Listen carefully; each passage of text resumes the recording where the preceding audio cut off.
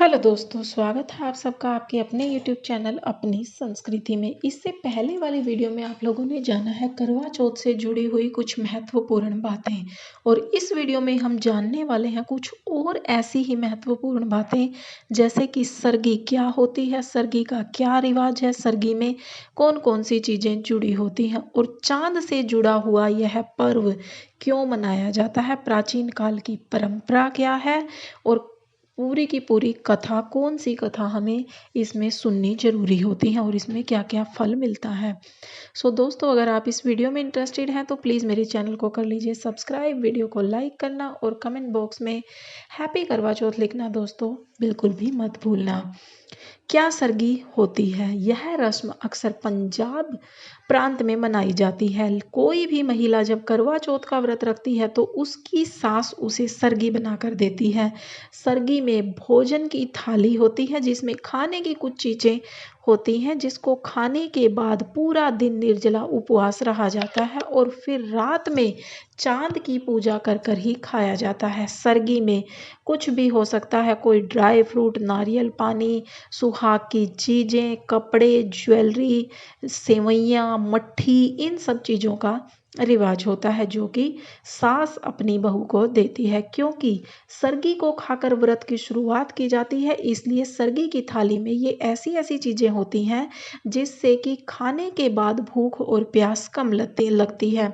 अगर इस दिन सुबह सुबह अनार के दाने खा लिए जाएं तो उससे भी पूरा दिन एनर्जी बनी रहती है और प्यास नहीं लगती। इसमें ज़्यादातर सूखे मेवे और फल ही होते हैं जो कि सुबह सुबह सूर्योदय से पहले ही सास अपनी बहू को देती है। अगर सास साथ में नहीं है तो वो बहू को पैसे भिजवा सकती है ताकि वो पूरा सामान उन सब से खरीद ले। हालांकि उत्तर भारत और बिहार में इस त्योहार को मनाने का तरीका कुछ और होता है। अब चांद से जुड़ा हुआ पर्व।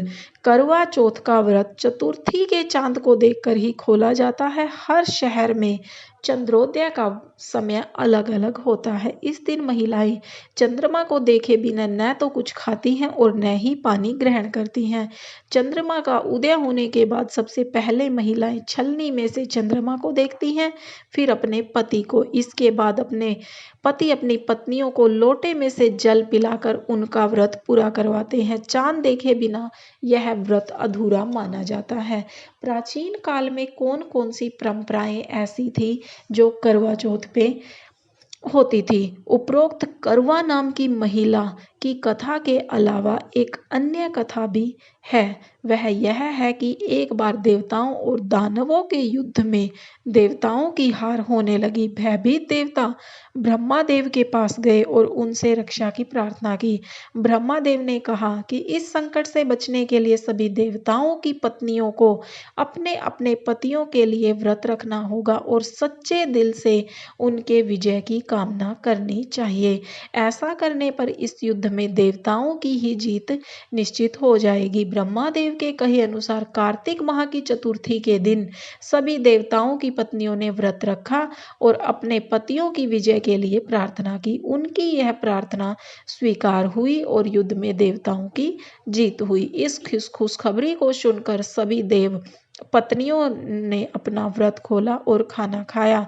उस समय आकाश में चांद भी निकल आया था। माना जाता है कि इसी दिन से करवा चौथ के व्रत की परंपरा शुरू हो गई। अब हम बात करते हैं कि करवा चौथ के दिन कौन कौन सी कहानियाँ सुनना सुहागनों के लिए शुभ माना जाता है।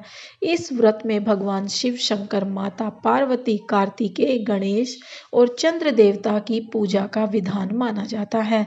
व्रत वाले दिन कथा सुनना बेहद जरूरी है।